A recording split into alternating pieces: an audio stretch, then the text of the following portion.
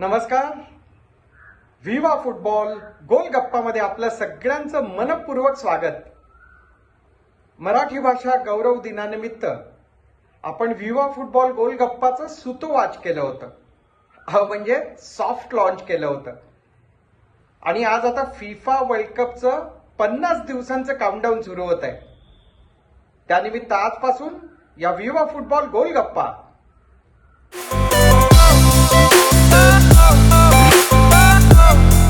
विवा football magazine, football pilgrimage tourism, विवा football show YouTube channel या सगळ्यांच्या माध्यमातून गेली 10 वर्ष आपण अनेक उपक्रम करतोय.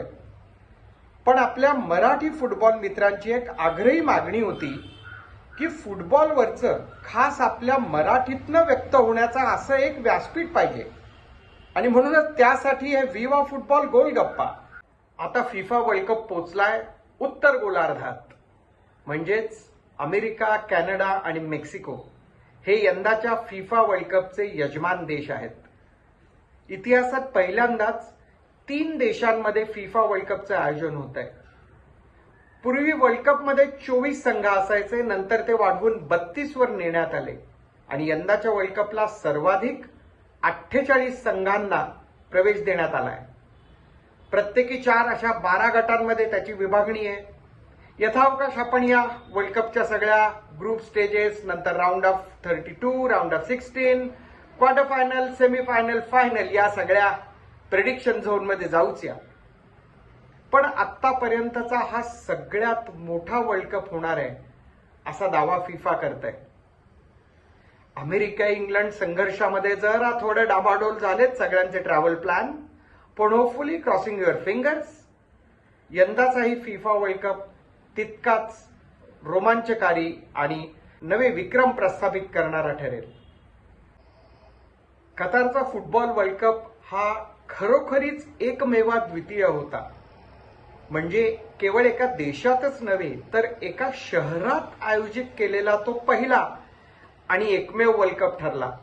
मला आठवतंय की हॉलंड आणि कतार आणि इंग्लंड आणि वेल्स हे दोन्ही वर्ल्ड कपचे सामने एकाच दिवसात आम्हाला बघता आले होते. कल्पना करा की 2 फुटबॉलचे सामने एकाच दिवसात आणि ते वर्ल्ड कपचे. खरंच कतारमध्ये we had time of our life.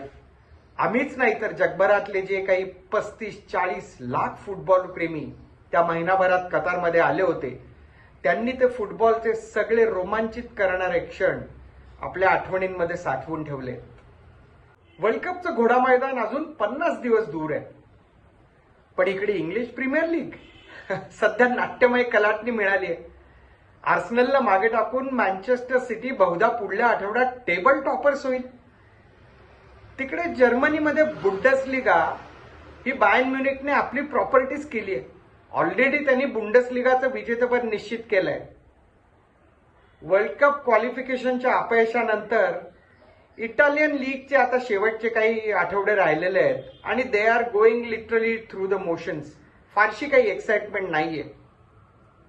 आपला super fit man Ronaldo Saudi premier league मध्ये गोलचा धडाका कायम ठेवू नये.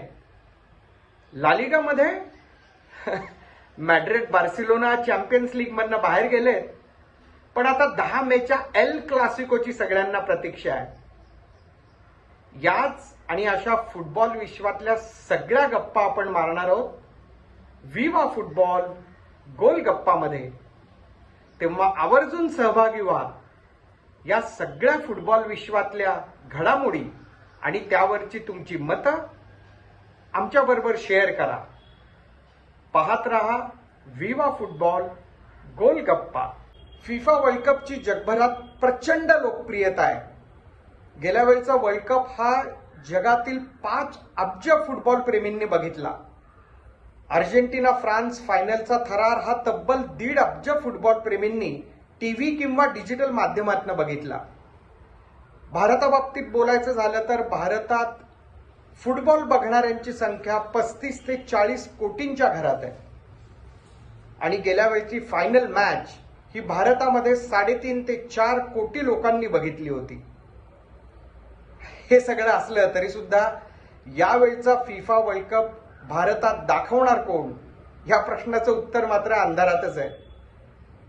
त्यासाठी फिफाने आधी 100 दशलक्ष US डॉलरची फी लावली होती, पण भारतात कोणीच त्याला प्रतिसाद दिला नाही आणि म्हणून फिफाने ती 35 दशलक्ष USD पर्यंत कमी केली आहे. आता पाहूया DD स्पोर्ट्सनी काही चर्चा सुरू केल्या आहेत. काही डिजिटल माध्यमही पुढे आली आहेत. बट आय एम शुअर कुठल्या ना कुठल्या माध्यमातून आपल्याला यंदाचा फिफा वर्ल्ड कप बघायला मिळणारच. अहो, पण तोपर्यंत आपल्या विवा फुटबॉल गोल गप्पा आहेतच ना. आम्ही कायमच म्हणतो की we are right at the heart of the action. आणि यावेळेस सुद्धा अमेरिका, कॅनडा आणि मेक्सिकोमध्ये right at the heart of the action असलेले आपले मराठी फुटबॉल प्रेमी विवा फुटबॉल गोल गप्पाच्या माध्यमातून आपल्याशी खास मराठीतनं संवाद साधणार आहेत. आणि वर्ल्ड कप किक ऑफ होण्याच्या आधीचा हा 50 दिवसांचा सगळा काउंटडाऊन आपण त्यांच्याबरोबर साजरा करणार आहोत विवा फुटबॉल गोल गप्पांवर.